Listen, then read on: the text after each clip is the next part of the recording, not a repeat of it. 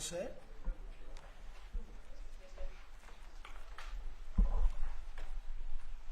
How are you? Thank you very much for being with us. It's a good time for this country. We have the hottest country anywhere in the world. I think you're hearing it from a lot of people, not just from me. We're doing very well in so many ways. And the gentleman on my right, we recruited him. We tried to get the best person. We got a man that you'll hear in a second who's done an amazing job with respect to Social Security. He's running it, and he's running it like nobody ever even dreamt possible. And it's the 90th anniversary right now of Social Security. So today we celebrate that 90th anniversary of one of the most significant pieces of legislation ever signed into law, the Social Security Act of 1935, and we're going to make it stronger, bigger and better. Really doing a job. In the campaign, I made a sacred pledge to our seniors that I would always protect Social Security, and under this administration, we're keeping that promise and strengthening Social Security for generations to come. You keep hearing stories that in 6 years, 7 years, Social Security will be gone, and it will be if the Democrats ever get involved, because they don't know what they're doing. But it's going to be around a long time with us. Very much, you'll be surprised to hear some of the numbers. I'm delighted to be joined by the Commissioner of the Social Security Administration, Frank Bisignano.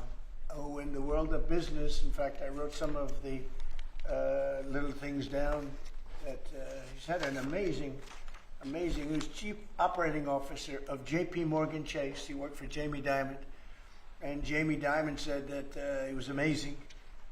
So think of that, Chief Operating Officer, J.P. Morgan Chase, had a storied career. Then he went to First Data.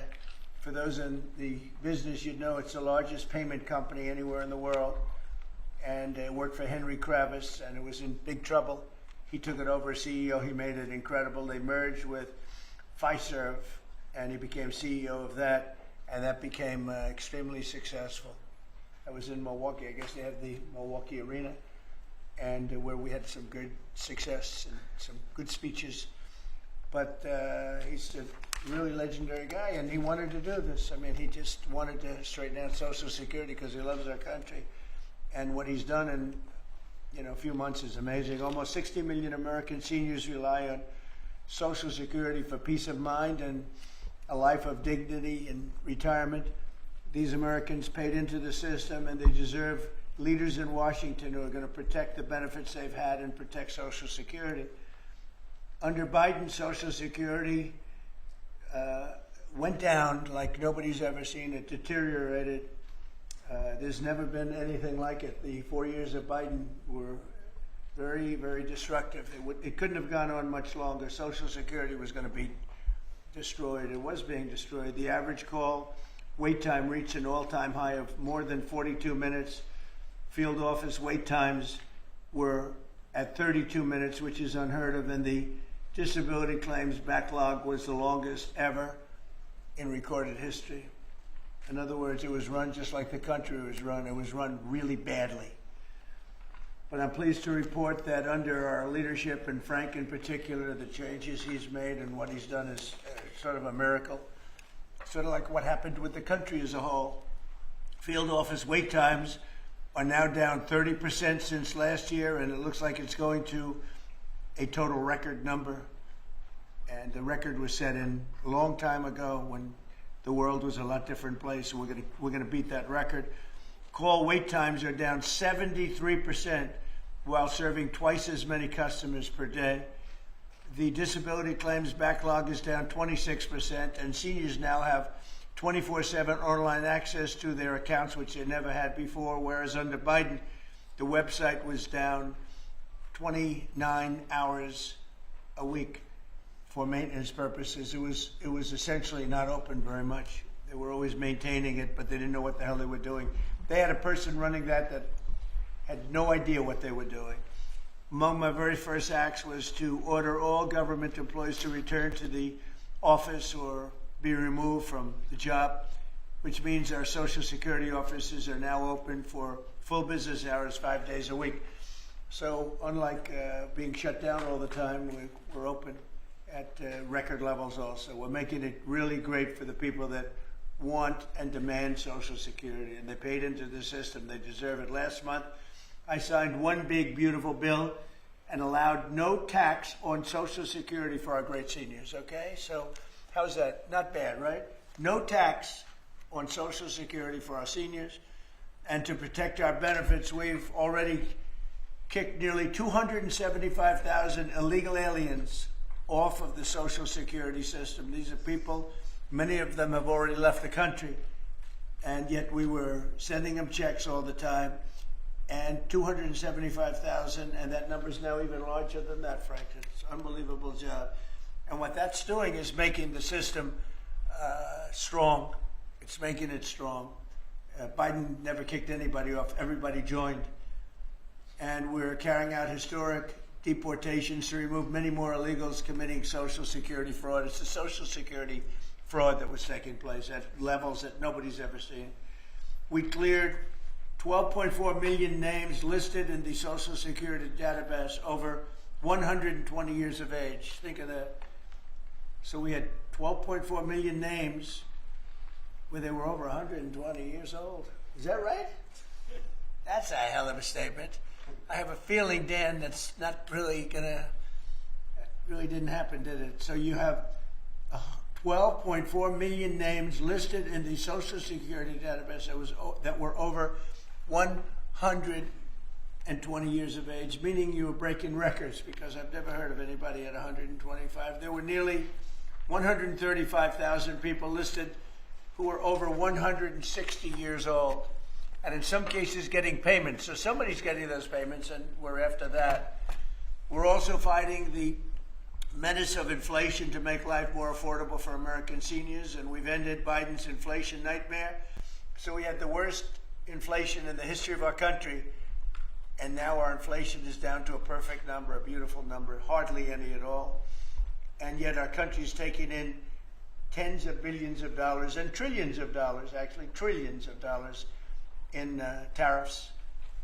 You know all about it. It's been amazing. They say, why are we taking in so much money? Last week they found $29 billion and they couldn't figure out where it came from. I said, check the tariff shelf. And they said, how did you know that's where it came from? We're taking in billions and even trillions of dollars in tariffs, paid by other countries who, frankly, were taking advantage of us for many, many years. And they were doing that to us, but our people didn't know it. We didn't have smart business people.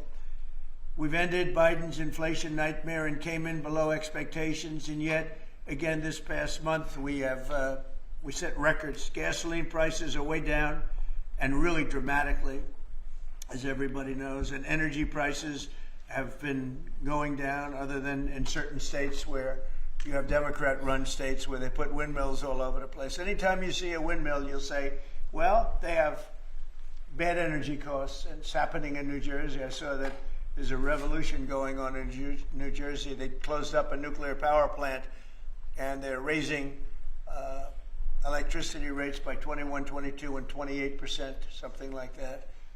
And you're going to have a new governor in New Jersey. I'll tell you what, you have a good man running in the Republican Party.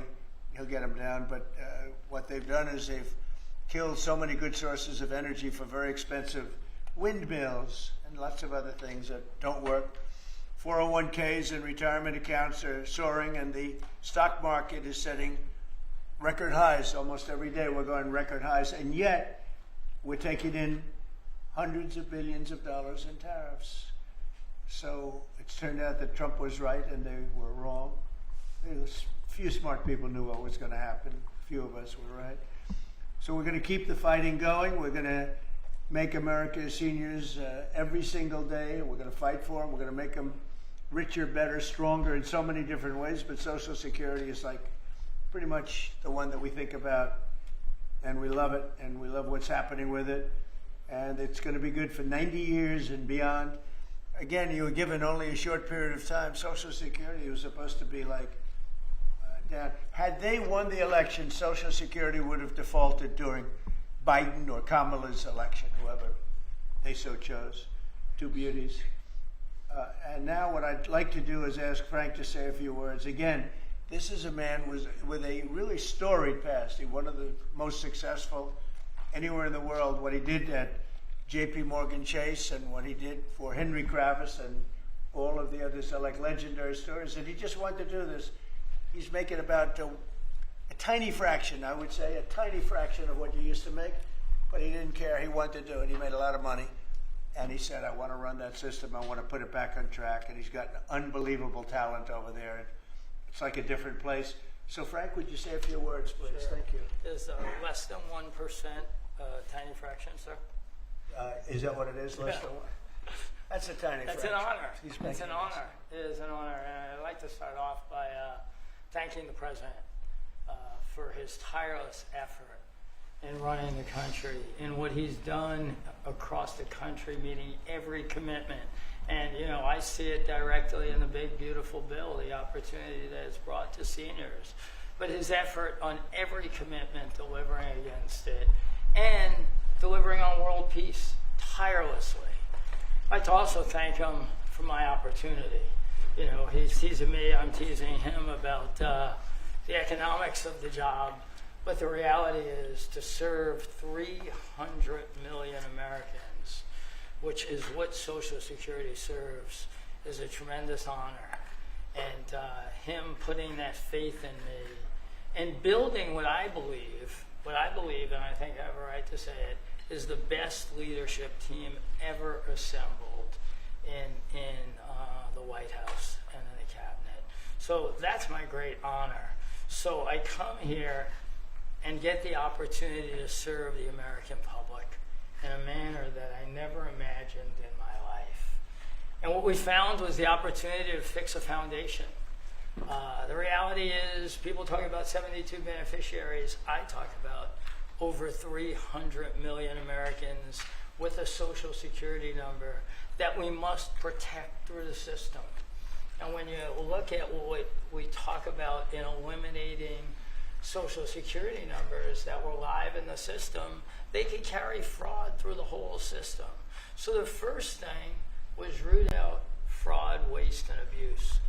But while doing it, the best way to be more efficient is provide more accurate payments and better service.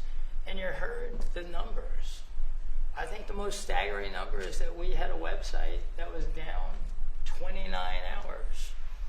This will be a digital-first agency, and we are building my SSA accounts. That's the digital account. And we have a bold goal of 200 million Americans to have a digital SSA account by the end of next year. It will happen. Just like we had a bold goal of single-digit wait time on the calls when they were at 40 minutes. And we did that. This is my 100th day. We did that within 90 days, right? Get the web up and running, bring technology to our field offices, use digital presence to answer and serve the American public. That's the job. When we do all that, then we'll really know the answer to if we have a hole, right? I was presented in my second week on the job with $18 billion in errors by the Inspector General. It was public. In less than a month, we solved $9 billion of it. So that's the type of swift action we can take, right? You see the things like the big, beautiful bill for the seniors. You see better digital services. You see field office wait times down. If you make an appointment to have a field office visit, it now happens in 6 minutes. Unprecedented. We are serving more people and delivering more than was ever delivered before in a manner with the highest possible quality, and we've just begun. You should expect this to be a great digital-first agency. My commitment to make this happen is as deep as the president's commitment to make the world a great place. And you see the fabulous job happening here across America and what he's doing in the world. You should expect Social Security, just like the president I thank him for making America great again. It's happening. Social Security will be great again. You have my commitment. Thank you, Mr. President. Thank you very much. I'm going to sign the new proclamation, please. Sir, this is a proclamation both commemorating the 90th anniversary of the Social Security Act, the signing of the Social Security Act, and also the incredible accomplishments of your administration, fixing and promoting and safeguarding Social Security. And it also obviously mentions the fact that as part of the One Big Beautiful Bill, a vast majority of our senior citizens are no longer paying taxes on their Social Security benefits, as you promised in your campaign and as you delivered for the American people. That's a big factor, isn't it? Yes, sir. That's great. I think they're very happy about it, too. They're very happy about a lot of things. Good job, Frank. Thank you, sir. And Frank has brought with him some of the most talented people in business, and they were making a lot of money, but they made a lot of money. They had money they didn't have to make anymore, and they just want to do this. They want to have our country become strong and good, and that's what's happening. And we're doing that in a lot of locations, a lot of areas. You deal with some of the people that are commissioners, that are secretaries of state, secretaries of treasury and of commerce, people that were really, really successful people, and they gave all that up to make a very small amount of money. They don't even consider it a fraction. You say 1%, less than 1%. That's pretty good. That's a big pay cut. But Frank is one of the most outstanding of all. His career has been incredible, and you just have to look at what happened at J.P. Morgan Chase and look at what happened with First Data. First Data was the biggest company of its kind in the world, but it was not going to make it. He went in, and it became a tremendous success. It merged into another company, and he became the head of that company. Then he said, let me go save Social Security. Because as big as that stuff is, it's small potatoes compared in terms of numbers, right? In terms of numbers, these are big numbers. Government numbers are big numbers.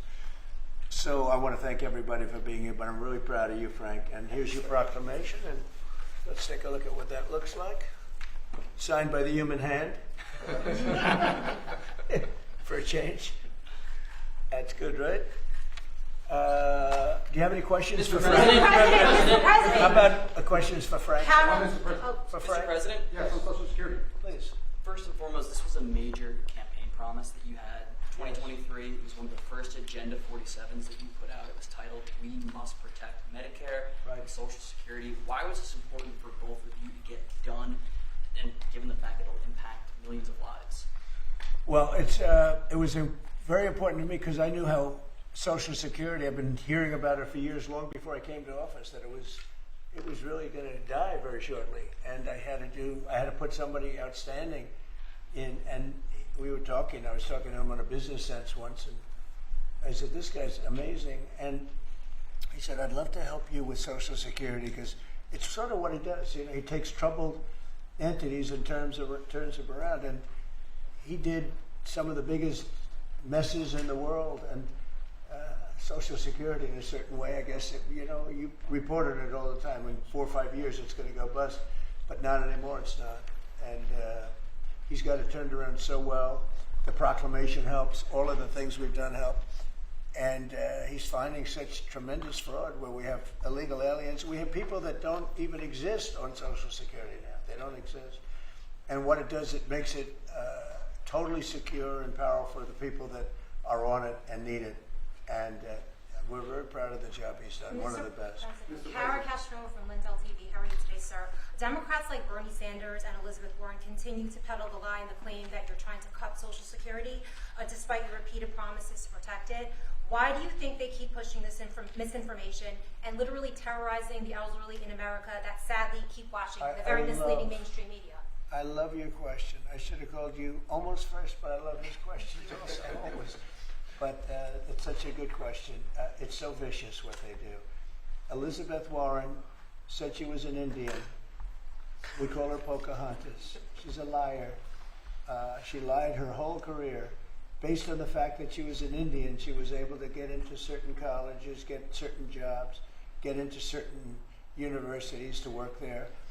She's a liar and a mean person. She's a nut job. I watched her the other night. She's all hopped up endorsing a communist in New York City. And she was all excited and jumping up and down. She's got to take a drug test. She really does. She's got to take a drug test. There's no way somebody can act that way and be normal. What she's done to our financial institutions, she destroys people. You know that you had a lot of great banks in the Midwest and banks that loaned to farmers and others, and they went out of business. She put them out of business. Stone cold mean. Banks that were open 150 years, family banks that supplied the farmers and manufacturers and others, and she put them out of business. She's a mean, horrible human being. Bernie Sanders is Bernie Sanders. I don't mind him so much. He's just a liberal guy, very liberal guy. He's a wacky guy. He's still sharp. I got to tell you, you know, he's 86 or 87 or something. He's still sharp. You compare that to Joe Biden, it's, you know, sort of what happened. So I don't mind Bernie Sanders. With him, you know what you're getting. You're getting a guy, he's a nasty guy, but he's somebody that, I don't know if I call it a fastball, but he's able to throw the ball pretty well. He's okay. I watched him the other day. He was totally on the opposite side of things. I will say this, the biggest issue right now, and an issue that's really taken hold, is crime, stopping crime in the cities, and the Democrats are fighting the stopping of crime. So I think that's like men playing in women's sports is okay, or transgender for everybody, okay. But this is a bigger issue. This is the biggest of all issues. Crime is rampant in D.C. It's rampant in our generally blue-run cities. And they've got to do something about it, or they're never going to win another election. And instead of calling me a dictator, they like to say Trump's a dictator. Trump's a dictator. Well, I had calls from many, many friends, including Democrats. I have a lot of Democrat friends, but they're normal people. And they were thanking me so much for what I'm doing in D.C. They feel so safe already. And you know, at the border, we had 0 people come in, and this is done by a liberal group. They're the people that do it. I have nothing to do with it. 0 people in 3 months. We had 0, 0, and 0 for 3 months. And last year we had millions of people pouring in from all countries, from jails, from drug addicts, gang members, drug dealers by the thousands and thousands. 11,888 murderers, half of whom committed more than one murder. They flowed into our country. And for the last 3 months, we had none. And I didn't remember when Joe Biden used to always go, I need legislation. I had no legislation. I just said, we're closing the borders. And the whole world understood it because they respect your country again. They really respect this country again. They didn't respect it. When he said it, it didn't mean anything. But now they know it meant a lot. And Mexico does what we tell them to do. And Canada does what we tell them to do, because we have the 2 borders. We have the northern border, southern border. And they were both horrible. But now it's some people say it's a miracle. Well, what Frank has done with Social Security also is something very special. But what we're doing with crime, which will be your next question, I guess, that's because everyone's they're afraid. Half of the people here, maybe all of the people here, most of you live in D.C., you are petrified to go out. And you're liberal. And if you're liberal, you're going to have to change. You're Democrats.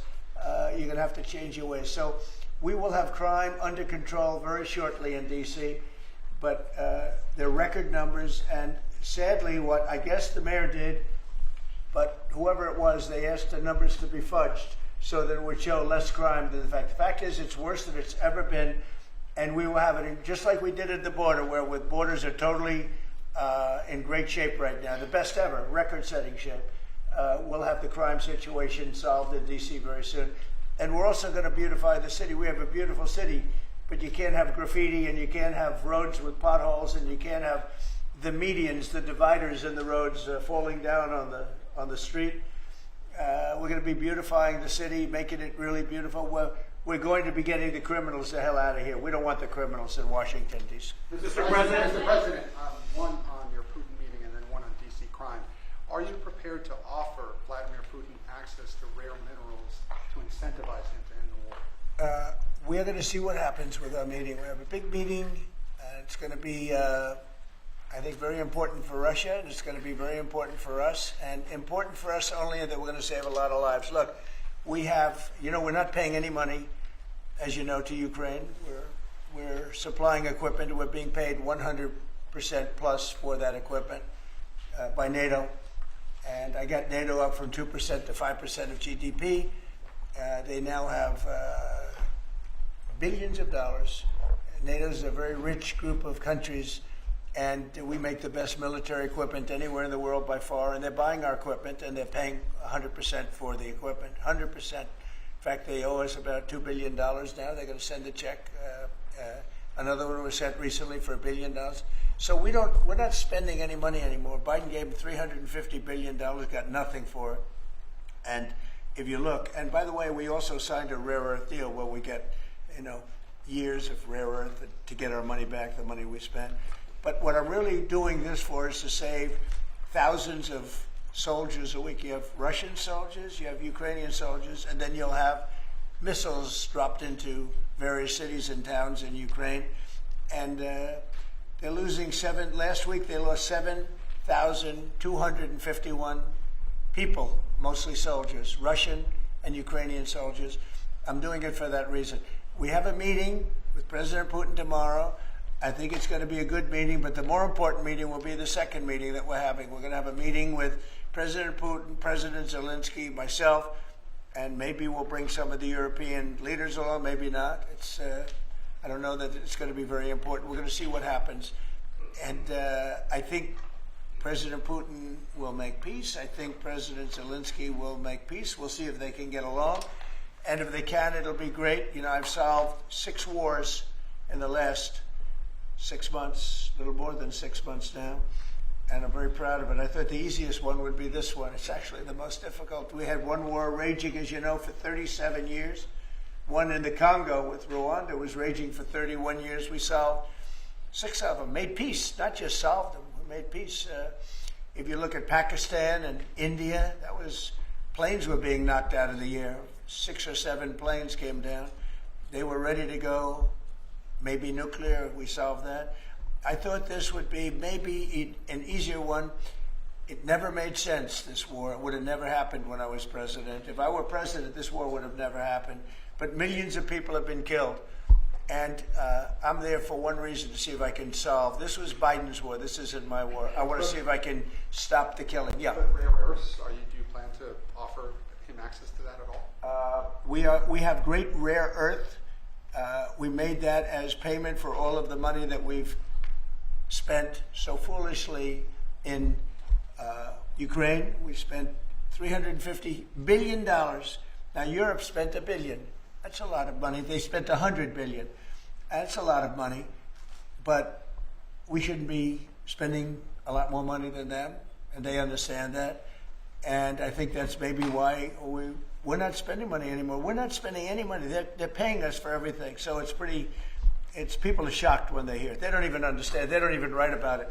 But we're not spending money. But we are spending a lot of time trying to get the war solved. If we can get the war solved, we'll be very happy. As far as rare earth, that's very unimportant relative to. I'm trying to save lives. On DC crime, on DC crime, sir. President, on DC crime. crime, do you have a message for the Democrat lawmakers like Nancy Pelosi or media who are saying, after living here for many years, that there is no crime and you're trying to start a new news cycle? It's another reason why the Democrats lost the election in a landslide. They lie. It's just lie. Look, the crime is very bad. I think they'd be much better off saying, we want to help President Trump with the crime because it's an epidemic. It's a tragic situation. It's the worst it's ever been. And we want to help President Trump with the crime, as opposed to, he's a dictator. He's a dictator. People are so happy to see our military going into D.C. and getting these thugs out. As you know, we arrested a lot of people yesterday. We arrested a lot of people today. We're getting people that have arrest records that you wouldn't believe. 28 arrests, 15 arrests, brutal, brutal people. And we're going to have to do something about this cashless bail, because people shoot somebody, they kill somebody, and they're out on the street in less than an hour. Now, that's when it's all started, in New York, in Chicago, Los Angeles. You take a look. If we didn't go to Los Angeles to help this incompetent governor and a mayor that doesn't know what the hell she's doing, if we didn't go to Los Angeles, you wouldn't have a big part of it burned down. The other part of it would have burned down too. You would have not had, I don't think you would have been able to have the Olympics. We have the Olympics. I have a lot at stake with that because I'm the one that got the Olympics. I got it in my first term. And I was saddened because I got it for what would be my third term, okay, which turned out to be second term. And the Olympics, it's a great honor, but I felt badly because I said I won't be president when the Olympics came. Well, through circumstance, I am president. I want to make sure the Olympics is great, the World Cup is great, and the 250, maybe the most important of all, is the 250-year celebration is great. So what's happening is we will work very hard. You would not have had, I don't believe that if I didn't send in the troops, I don't think you would have had Los Angeles in condition to have the Olympics. I think you would have had to tell them, I'm sorry, you're going to have to go someplace else. And if you look at the police commissioner or the sheriff, he said, we really needed them. Thank God they were here. We really needed them. That was the first 2 or 3 days. After we solved their problems, then he said, well, I think we could have maybe done it. No, he was told what to say. He said, you go back to your files and see what he said. He said, thank goodness they came. If I didn't go and put our military there, or National Guard in that case, and we'll go military if we have to, but the National Guard went there. They were very effective. If we didn't do that, I don't think you would have had the Olympics in Los Angeles. The place would have been just like the 25,000 houses that burned down, where, by the way, the governor ought to focus on getting their permits. You know, the federal permits are given. Those are the hard ones, and they were given a long time ago. People can't rebuild their house because they can't get permits from the state and the city, and they ought to focus on that because it's very upsetting. I went there right after the fires. I walked the streets, and I met a lot of great people that want to rebuild their homes. We took care of it from the federal standpoint, but they're not taking care of it from the city standpoint, the mayor and the governor. They're not getting their permits. They can't build their houses. Mr. President, Go ahead, please. Mr. President, thank you. Do you think this summit and the incentives for peace you are putting on the table could end up rewarding Putin for his invasion of Ukraine? And what kind of signal do you think that could potentially send to other aggressors? No, I don't think it's a reward. I think that what we have is a situation that should never have started. Should have never started. It didn't start under me, and for 4 years it wasn't even discussed. And I could see it was going to happen after I left. I could see what was happening. Everything that we did was wrong. Everything that was done was wrong. Everybody's to blame. Putin's to blame. They're all to blame. This is a war that would have never happened. Mr. President, we have a question on LA. Mr. President, earlier today, the Washington, D.C. police chief issued an executive order allowing Metropolitan police officers conducting traffic stops to notify federal immigration and customs enforcement about undocumented immigrants that they encounter. Yet the city has a long-standing pro-immigration policy, including allowing non-citizens to vote in local elections. Which is ridiculous. And limiting cooperation with federal immigration agencies. Right. Did your administration pressure the D.C. police chief to review and repeal these policies? And will you require other cities to roll back similar policies to avoid possible federal takeover of local law enforcement? So what you're saying is that it was a very positive thing. When they stop people, they find they're illegal, they report them, they give them to us, etc. That's a very positive thing. I have heard that. It just happened. That's a great step. That's a great step if they're doing that. Yeah, I think that's going to happen all over the country. We want to stop crime. I think if the Democrats aren't strong on this issue, they won't be able to do it. I think this is a bigger issue than all of the other ridiculous things that they, like open borders. Well, open borders is bad. Open borders has caused a lot of this problem, allowing millions and millions. I think 24 million people were allowed to come into our country. Many of these people from prisons, from jails, from mental institutions. This was the Biden policy. And I don't believe it was him. He was never there before. It was the people that encircled this very beautiful desk, the Resolute desk. Radical left lunatics who were smart, but radical left. And I'm very happy to hear what you just said, because I've heard that. And Mr. President, on LA, if I may, the mother of a 15-year-old California boy was briefly detained at gunpoint in a case of mistaken identity. The LAUSD superintendent says that surveillance video shows armed agents wearing police and border patrol insignia. Given the National Guard, the Border Control, ICE agents, they're not trained in local policing. What specific steps are you taking to ensure that young people are not put in harm's way with these types of operations? You know, what they are trained in is common sense, and they're very tough people. And they have great common sense. And and they are highly trained. I heard the mayor of L.A. was saying, "Oh, they're not trained this way." I heard this character from where was he from? They talk about him as a candidate. He's got no chance. The governor of Maryland. I watched him this morning saying that the governor of Maryland. Yeah, they say maybe he'll be a president. He's not presidential timber at all.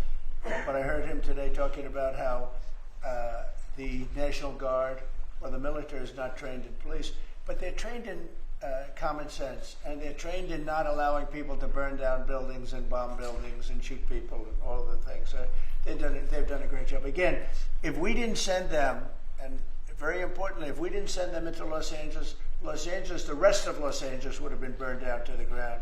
When you look at Minneapolis, I sent them into Minneapolis because the governor wouldn't make the call. If I didn't do that, you wouldn't have a Minneapolis. It wouldn't be, I don't think it would be existent today. You remember the famous scene burning over the CNN anchor's shoulder. He said, everything seems to be very peaceful. And behind him, the whole city's burning down. So you had the whack job governor who ran for vice president and made a fool out of himself. You would have had, I saved that city. I'll tell you, I saved that city.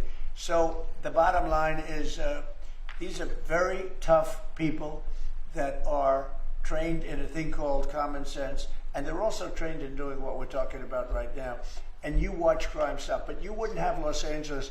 It wouldn't be existent today. We would have had to cancel the Olympics if I let that go on. Mr.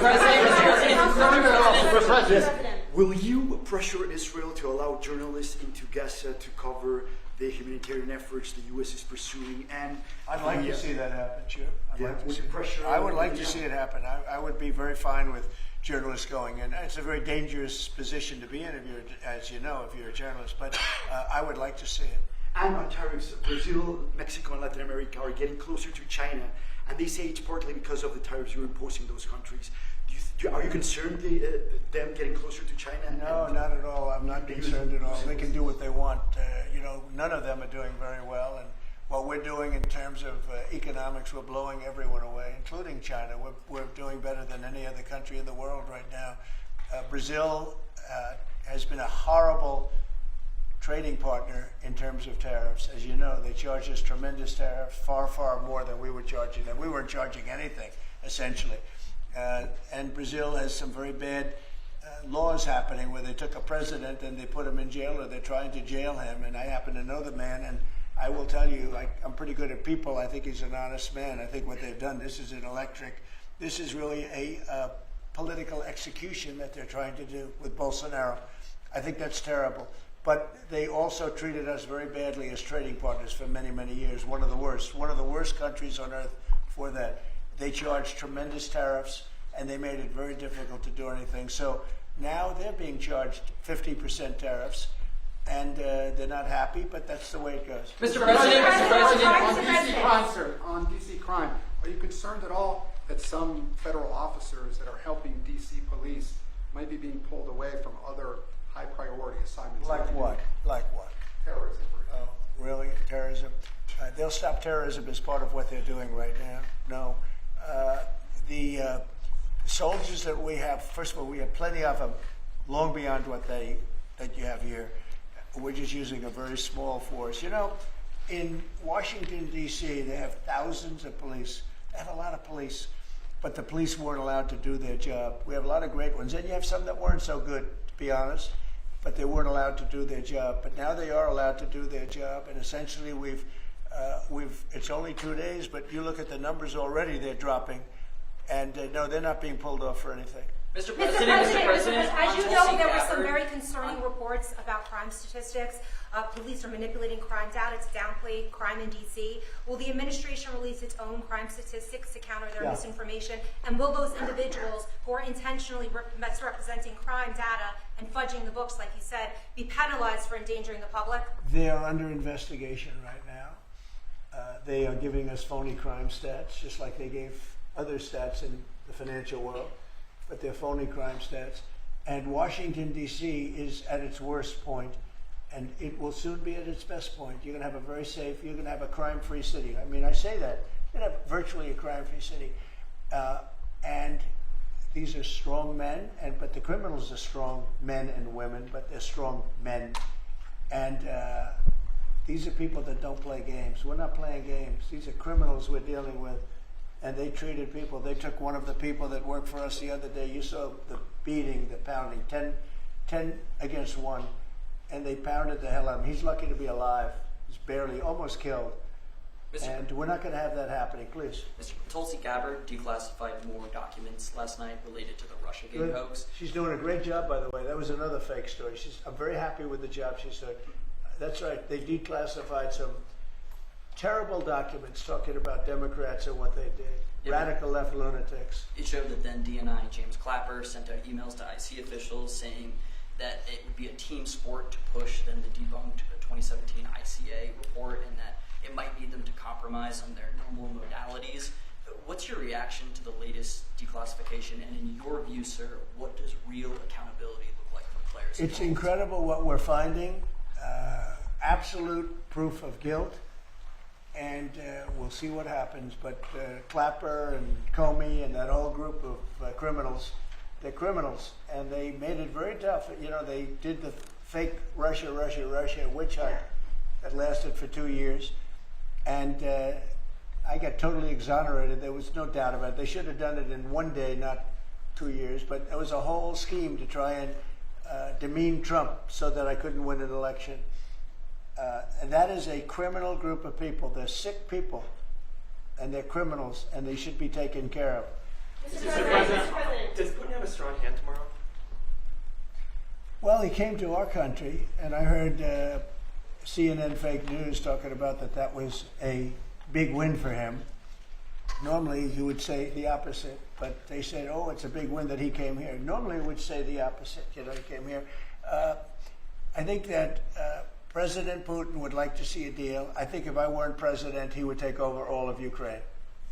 It's a war that should have never happened. If I weren't president, in my opinion, he would much rather take over all of Ukraine. But I am president, and he's not going to mess around with me. Mr. President, on Russia, Mr. President, would you support or agree to reducing NATO troops in Europe, in countries like Poland, in order to get Russia to agree to a peace deal?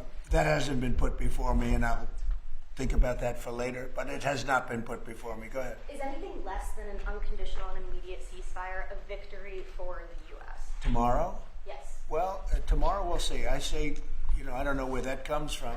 Sort of not a good question.